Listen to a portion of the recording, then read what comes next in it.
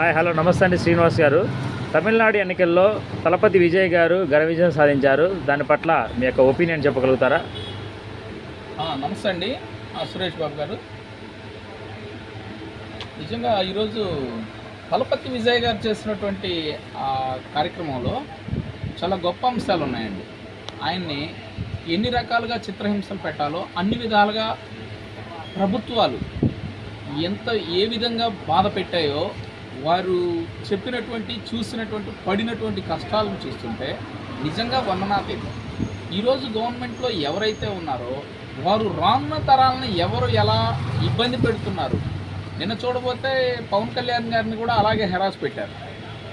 మరి తలపతి గారిని ఎవరైనా యువ నాయకులు ఒక దేశానికి న్యాయ నిర్ణేతలుగా వ్యవహరించాలి, సమాజానికి సొసైటీకి ఏదైనా ఒక సేవ చేద్దామనేటువంటి దృక్పథంతో వచ్చారు అంటే వాడు ఎవడు ఏంటి, వాడి కులం ఏంటి, వాడి మతం ఏంటి, వాడికి ఇంత ఆస్తిపాస్తులు ఏంటి అని ఇలాంటి విషయాల మీద పరిగణలోకి తీసుకుని ఇంకా ఎక్కువగా వాడిని హెరాస్కి గురి చేస్తూ ఉంటారు. ఎవడైనా మంచి ఉద్దేశంతో వచ్చి ఇన్ని బాధలు పడిన తర్వాత తిరిగి వాడు రివెంజ్ చేసుకోలేడా? ఖచ్చితంగా వారు ఈ రివెంజ్ తీసుకుంటారు సురేష్ బాబు గారు. బట్ ఇప్పుడు మనం ఏంద్రా అంటే ఎవడైతే సర్వీస్ చేస్తారో, ఎవరైతే మంచి ఉద్దేశంతో వస్తారో వారిని ఖచ్చితంగా మనం ఆహ్వానించాలి, ప్రజలు ఆదరించాలి. ఓకే, తప్పనిసరిగా అలాంటి వారిని ఆదరిస్తే వారు రానున్న తరాల్లో సొసైటీకి మంచి చేయాలి అనేటువంటి సంకల్పం నిర్వీర్యం కాకుండా ఉంటుంది. ఇది గొప్ప నాందిగా వ్యవహరిస్తున్నాం. మరొకసారి నేను తమిళనాడు ముఖ్యమంత్రికి వీరాభిమానిని, టీవీకే గారికి వీరాభిమానిని. వారికి నేను ఎంతో రుణపడి ఉన్నాను. నాకు చాలా ఇష్టమైన నాయకుడు.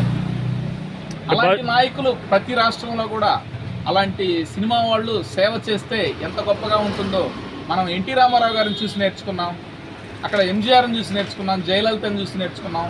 ఇప్పుడు ఈరోజు మరి విజయ తలపతి గారికి మా ప్రత్యేకమైన కృతజ్ఞతలు తెలియజేస్తున్నాను. జై టీవీకే, జై జై టీవీకే.